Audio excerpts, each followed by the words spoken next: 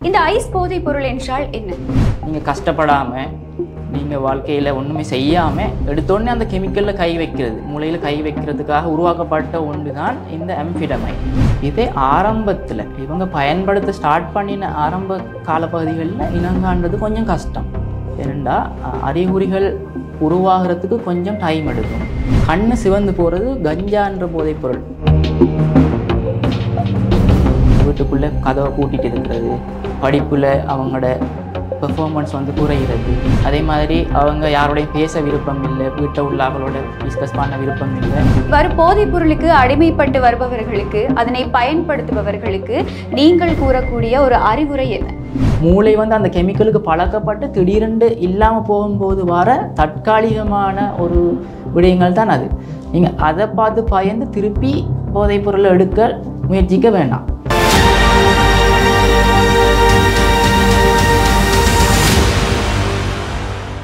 லங்காஸ்ரீ நேயர்களுக்கு வணக்கம்.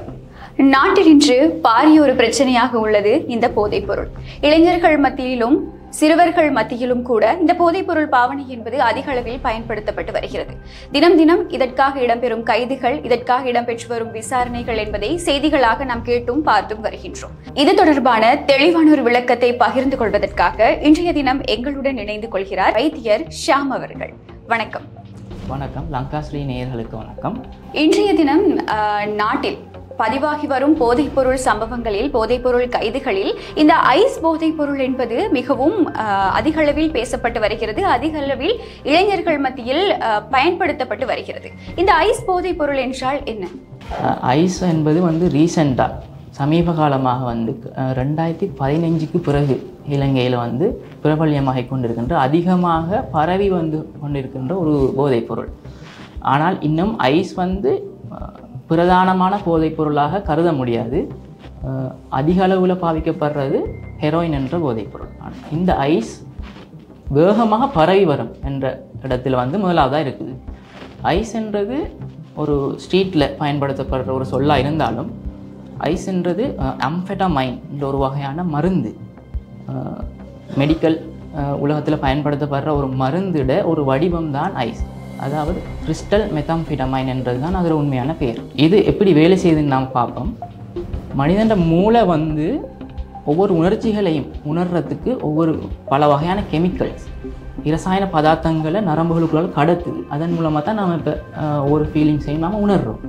இப்போ உங்களுக்கு ஒரு சந்தோஷம் வருது என்றால் அதுக்குண்டு ஒரு டோபமின், நோராட்ரினலின், செரட்டோனின் சில இரசாயன பதார்த்தங்கள் இருக்குது. அதில் இப்போ உங்களுக்கு நீங்கள் நாளைக்கு ட்ரிப் கொண்டு போகிறீங்க அப்படின்னு சொன்னால், அந்த ட்ரிப் போகிறோன்றதை யோசிக்கும் போது உங்களுக்கு அந்த எக்ஸைட் ஆகிறதுக்குரிய ஹோமோன் டோபமின்.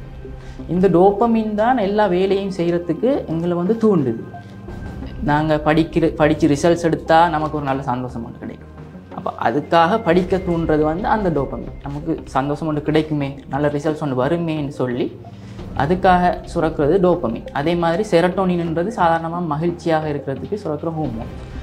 அப்போ இது இயற்கையான செயற்பாடுகள் மூலம் நடக்க போக்குள்ள லைஃப்பில் ஒரு முன்னேற்றம் வரும், உண்மையான ஒரு சந்தோஷம் கிடைக்கும். ஆனால் இதை கெமிக்கல் ரியாக்ஷனை ஸ்ட்ரெயிட்டாக நீங்கள் கஷ்டப்படாமல், நீங்கள் வாழ்க்கையில் ஒன்றுமே செய்யாமல் எடுத்தோடனே அந்த கெமிக்கலில் கை வைக்கிறது, மூளையில் கை வைக்கிறதுக்காக உருவாக்கப்பட்ட ஒன்று தான் இந்த அம்ஃபெட்டமைன். அதில் போதைப் பொருளாக கிரியேட் பண்ணப்பட்டு தான் இந்த கிறிஸ்டல் மெத்தாம்ஃபெட்டமைன் என்று சொல்கிறது.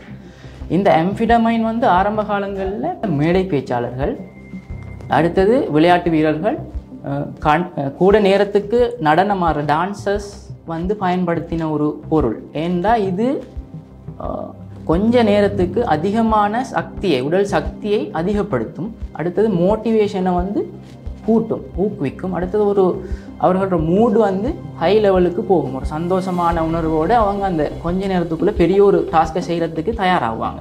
அதுக்காக உருவாக்கப்பட்ட ஒரு மருந்து தான் அம்ஃபெட்டமைன். அதை வியாபார நோக்கம் கருதி இவங்க மோடிஃபை பண்ணி, கிறிஸ்டல் மெத்தாம்ஃபெட்டமைன் என்ற பேரில் மோடிஃபை பண்ணி உலகம் பூராக இங்கே பரப்பி கொண்டிருக்காங்க. அதை இளைஞர்கள் அந்த சந்தோஷத்தை எடுக்கிறதுக்காக செயற்கையாக எடுப்போம்ன்ற நோக்கத்தில் அந்த மெத்தாம்ஃபெட்டமைனை பயன்படுத்தலாம். அப்படின்னா ஒரு தற்காலிகமான ஒரு சந்தோஷத்துக்காக இளைஞர்கள் இதை பயன்படுத்திட்டு இருக்காங்க அப்படிங்கிறது வந்து விலை. ஓகே, நீங்க வந்து இதுக்கான ஒரு விஞ்ஞான ரீதியான விளக்கத்தை கொடுத்துருந்தீங்க. ஐஸ் போதைப் பொருள் வந்து சட்டவிரோதமானது.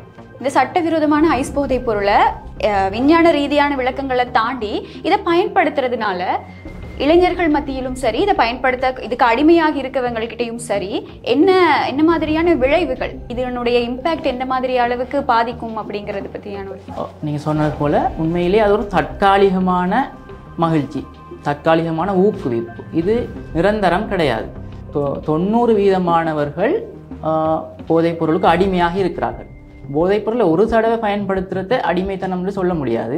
ஆனால் பயன்படுத்தின ஆல்மோஸ்ட் எல்லாருமே 90% ஆல்மோஸ்ட் எல்லாருமே அடிமையாதலுக்கு உட்பட்டிருக்காங்க. இதனால் வர போதைப்பொருள் பாவனையால் வர விளைவுகள், பாதகமான விளைவுகள் என்ன சொன்னால் அது வந்து 4 வகையாக இருக்குது. அதில் முதலாவது உடனடியாக அதில் டோஸ் கூடுறது மூலமாக ஹை டோஸ் எடுத்துட்டாருண்டா அதில் இன்டாக்சிகேஷன் சொல்லுவாங்க, நச்சுத்தன்மையாகி உடனடியான விளைவுகள் ஏற்படும். ஐஸ் போதைப் பொருள் எடுக்கிறதன் மூலமாக என்ன செய்யுதுண்டா, ஐஸ் போதைப் பொருள் ஹார்ட் ரேட், இதே துடிப்பு வீதத்தையும் குருதி அமுக்கத்தையும் டக்குண்டு கூட்டும். அண்ட் அவர் குயிக்காக வேலை செய்யணுமன்றதுக்காக அவருக்கு அதிகமான ஹார்ட் ரேட்டும் பிளட் ப்ரெஷரும் வரும்.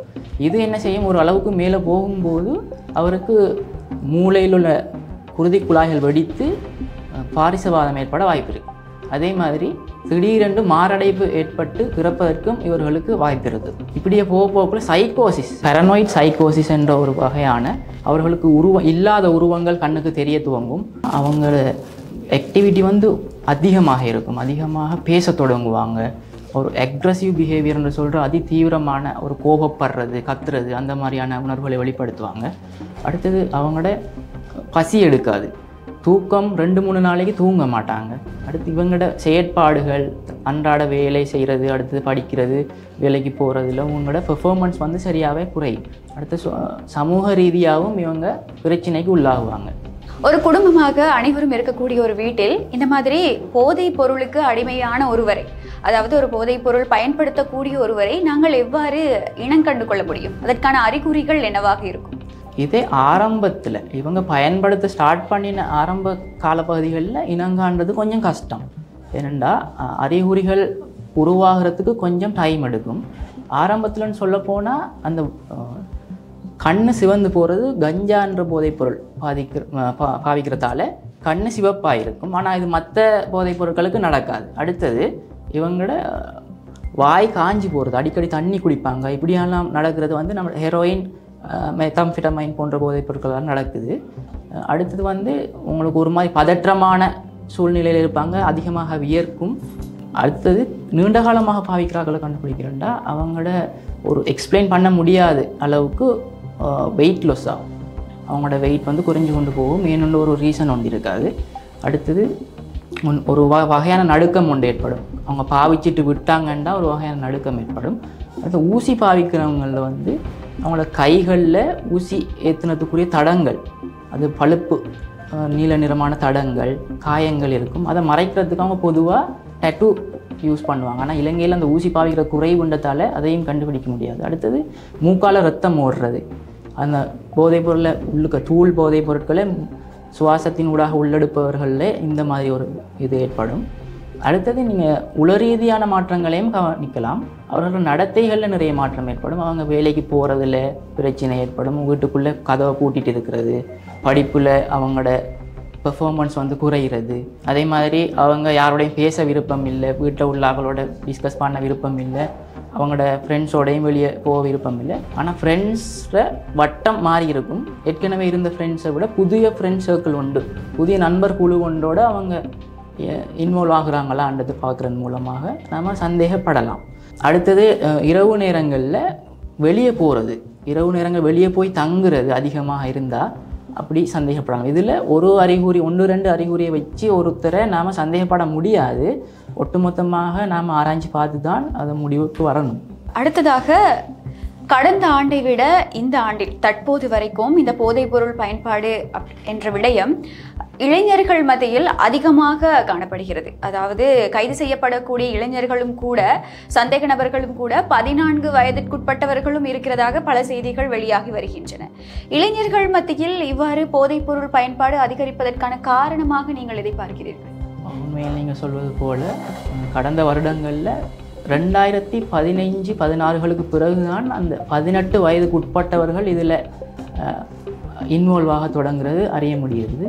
இளைஞர்கள் இதில் கூட இன்வால்வ் ஆகிறது காரணம் என்னென்னு பார்த்தோம்னா, உயிரியல் ரீதியாகவே மூளை வந்து சிறு வயதிலிருந்து விருத்தி அடைந்து கொண்டு செல்லும் போது லிம்பிக் சிஸ்டம், ப்ரீஃப்ரண்டல் கோர்டெக்ஸ்னு 2 வகையான இடங்கள் இருக்குது. லிம்பிக் சிஸ்டம் என்று சொன்னால் அதுதான் அந்த சந்தோஷத்தை தேடுறது, மோட்டிவேஷனை தேடுறது, அடுத்தது புதிய ஒரு விடயத்தை செய்யணும்னு ஒரு தூண்டுதலை கொண்டு வரத்துக்குரிய ஒரு பகுதி, மூளையோட ஒரு பகுதி. அடுத்தது ப்ரீஃப்ரண்டல் கோர்டெக்ஸ் என்னென்னா அதுதான் உங்களை யோசித்து செய்ய வைக்கும். நீங்கள் ஒரு விஷயத்தை செய்கிறதுக்கு தூண்டுது, ஆனால் பப்ளிக்கில் அது செய்கிறது பொருத்தம் இல்லைண்டா நீங்கள் அதை செய்ய மாட்டீங்க. அதை தடுக்கிறது அந்த ப்ரீஃப்ரண்டல் கோர்டெக்ஸ் என்ற பகுதி. மூளை இயற்கையாக விருத்தி அடைந்து கொண்டு செல்லும் போது இதில் ப்ரீஃப்ரண்டல் கோர்டெக்ஸுக்கு முதலே லிம்பிக் சிஸ்டம் விருத்தி அடையுது. அதனால் கட்டிலமை பருவத்தினர், அதாவது 14 வயதிலிருந்து 18-19 வயது இடைப்பட்ட ஆட்களில் இவங்களில் வந்து அந்த ஆர்வம் ஒரு புதிய விஷயத்தை செய்யணுன்ற ஆர்வம் அதிகமாக இருக்கிற அதே நேரத்தில் அதை அறிவியல் ரீதியாக யோசித்து முடிவெடுக்கிற ஒரு திறன் குறைவாக இருக்கும்.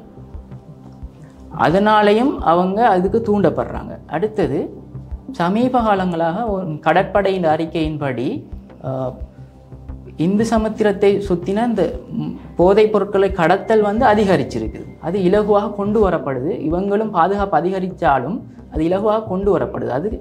அதனால் இது இளைஞர்கள் கைக்கு இது போகிறது இலகுவாக இருக்குது. அடுத்தது ஊடகங்கள பங்களிப்பு என்னென்னு சொன்னால், இதில் ஊடகங்கள் போதைப் பொருட்களை எதிர்க்கிற மாதிரியான தடுக்கணும்னு சொல்கிற அவேர்னஸ் ப்ரோக்ராம்ஸ் இருந்தாலும் கூட இதை விட அதிகமாக திரைப்படங்கள்லையும் மற்ற வீடியோஸ்கள்லையும் வந்து இதை பயன்படுத்துகிறது ஒரு ஸ்டைல் என்ற மாதிரியான ஒரு மனப்பான்மையும் மக்களிடத்தில், இளைஞர்களிடத்தில் இருக்குது. இப்போ ஒரு விஷயத்தை பார்க்கும்போது அது பாதகமானது தெரிஞ்சாலும் 100க்கு ஒரு குறிப்பிட்ட 5% அதை விரும்பத்தான் செய்வாங்க. அதை செஞ்சு பார்ப்போம்னு தூண்டப்படுவாங்க. இப்போ அந்த வகையிலையும் அது இளைஞர்கள் மத்தியில் பரவலாக இருக்குது. அடுத்தது 2022 நடந்த பொருளாதார நெருக்கடி. அந்த நெருக்கடியால் இளைஞர்கள் சில குடும்பங்களில் வறுமைக்குட்பட்ட குடும்பங்களில்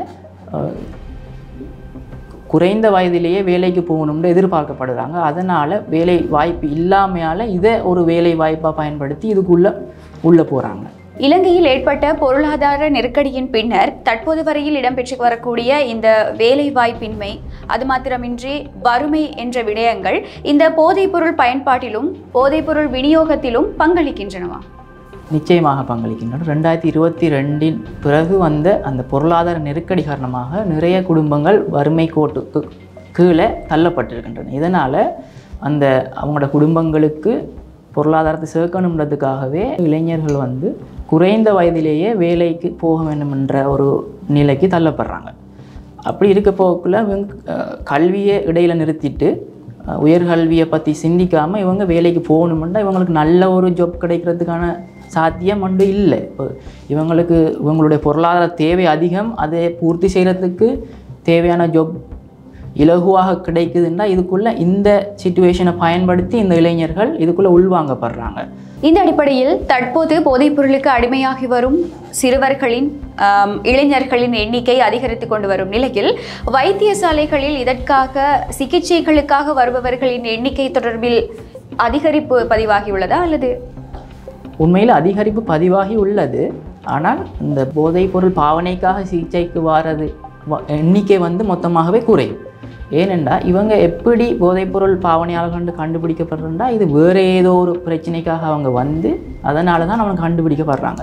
இந்த புள்ளி விவர தகவல்கள் எப்படி கிடைச்சிதுன்னா பெரும்பாலும் அந்த கைதுகள் மூலமாக தான் எங்களுக்கு கிடைக்குது தவிர ஹாஸ்பிட்டல் வார்ட்ஸில் அட்மிட் ஆகிற எண்ணிக்கையின் மூலமாக இதை எடுத்துக்கொள்ள இயலாத அளவுக்கு இது குறைவு. ஏனென்றால் இவங்க போதைப்பொருள் பாவனையாளர்களாக இருந்து வேறு ஒரு ப்ராப்ளமில் ஒரு சண்டையோ ஏதோ ஒன்றில் அடி வாங்கி அப்படி வரப்போக்குள்ள தான் அந்த ஒரு வைத்தியர் மூலமாக அவங்க கண்டுபிடிக்கப்படுறாங்க.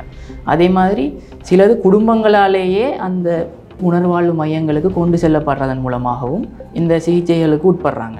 அடுத்தது மனநோய் பிரிவு, அதாவது சைக்காட்ரி வார்ட்ஸுக்கு உளவியல் பிரச்சனைகளுக்காக அட்மிட் பண்ணப்படுறவங்களில் இருந்து அதுக்கு காரணம் ஒன்று போதைப்பொருள் பாவனை காரணமாக அந்த நோய் வந்திருக்கலாம், இல்லாட்டி நோய் வந்ததன் காரணமாக ஒரு போதைப்பொருளுக்கு அடிமையாக இருக்கலாம். இதற்கான சிகிச்சைகள் எவ்வாறு மேற்கொள்ளப்படுகின்றன? ஒரு வைத்தியராக ஒரு வைத்தியசாலைக்கு ஏதாவது ஒரு காரணத்திற்காக வருபவர் ஒருவர் போதைக்கு அடிமையாகியுள்ளார் என்பதை நீங்கள் அறிந்து கொள்கிறீர்கள் வைத்திய பரிசோதனைகள் மூலமாக. ஆக இவருக்கு எவ்வாறு நீங்கள் உங்களுடைய சிகிச்சை மூலமாக எவ்வாறு இதனை மேற்கொள்வீர்கள்? இதில் ஒன்று இவர் போதைப் பொருளாலேயே அட்மிட் ஆகியிருந்தார், போதைப்பொருளை அதிகமான டோஸில் உள்ளெடுத்து இவர் அட்மிட் பண்ணப்பட்டிருந்தால் அதை நாங்கள் எப்படி செய்வோம்னா என்ன பிரச்சனை இருக்கோ அதை முதலாவது சரி செய்வோம். உதாரணத்துக்கு இவர் ஹெரோயின் போதைப் பொருளை அதிகமாக உள்ளெடுத்தவராக இருந்தால் அதுக்குரிய மாற்று மருந்து நாங்கள் கொடுத்து அவசர நிலைமையை சரியாக்குவாங்க. அதுக்கு பிறகு இவர் ஒரு போதைப்பொருள் பாவனையாளராக இருந்ததால் இவருக்கு கவுன்சலிங் வழங்கப்படும். இப்படி இதில் உள்ள பாதகங்கள் இதில் விளைவுகள் உங்களுக்கு எப்படி இருக்குன்னு கவுன்சலிங் வழங்கப்படும். அதோட இவர் அறிகுறிகள் குணப்படுத்தப்படும்.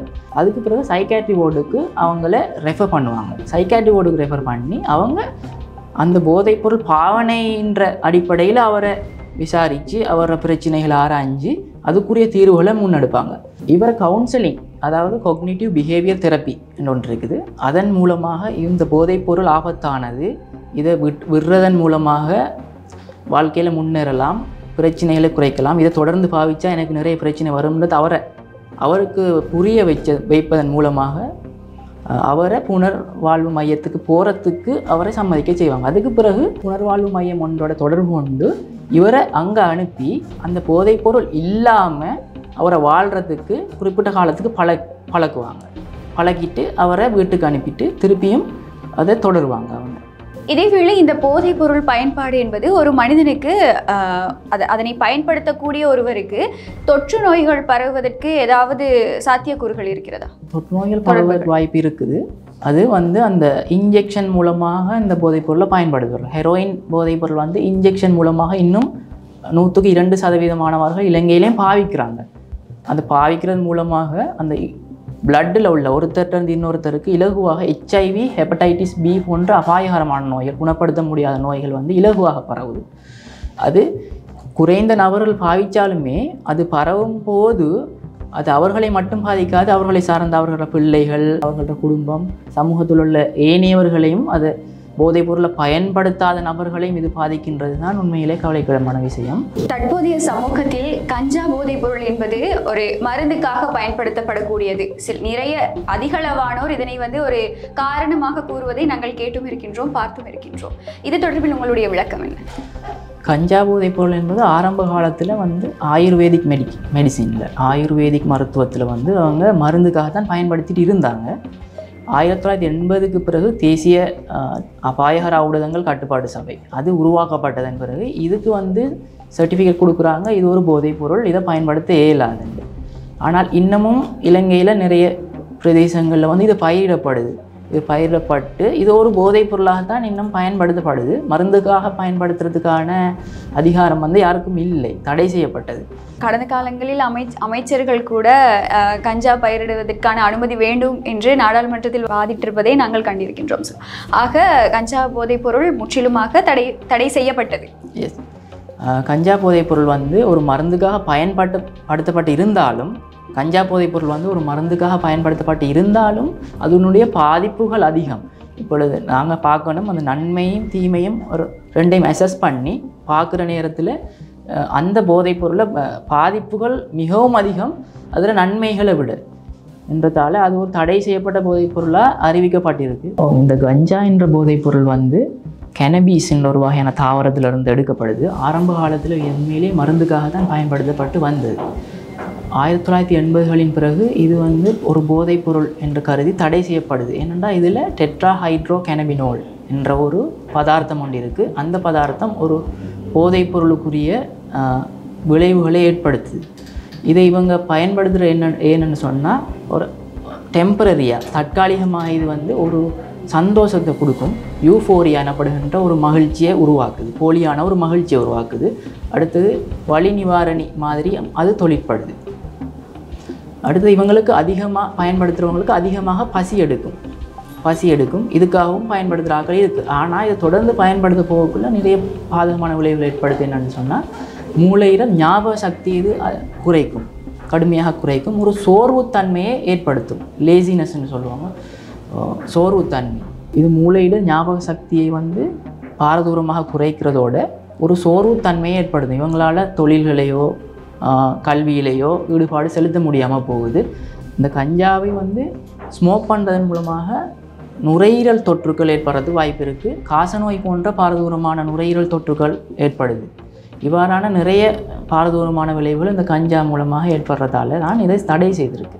இதை மருந்து என்று தற்காலிகமான விளைவுகள், தற்காலிகமான நல்ல விளைவுகள் ஏற்படுறதால அதை அவங்க மருந்துன்னு சொல்லி அதை ஏமாற்றப்படுறாங்க.